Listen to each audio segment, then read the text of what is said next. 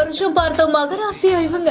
3 மகன்கள் 3 மகள்கள்னு பேரன் முதல் எண்ணு பேத்தி வர இதுதாங்க ரியல் 1000 ஜன்னல் வீடு.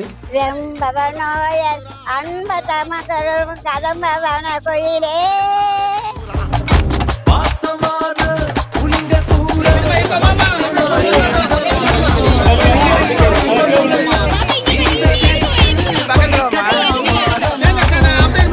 இது வெறும் குடும்பம் மட்டும் இல்ல, ஒரு தலைமுறையுடைய வரலாறுனே சொல்ல தோணுதுல.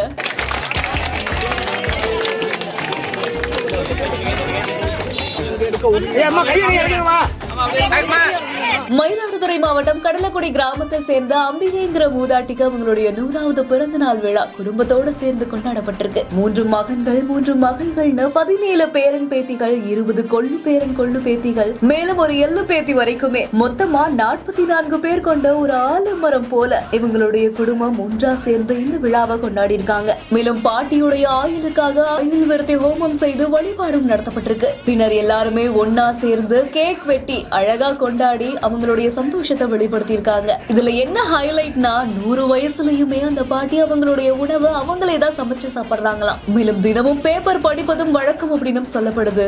அது மட்டும் இல்லாம அந்த காலத்துல இருந்தே சிறுதானியம் ஆரோக்கியமான உணவு பழக்க முறைதான் அவங்களுடைய ஆரோக்கியமான வாழ்க்கை முறைக்கு காரணம் அப்படின்னு அவங்களுடைய மகன்கள் சொல்லியிருக்காங்க.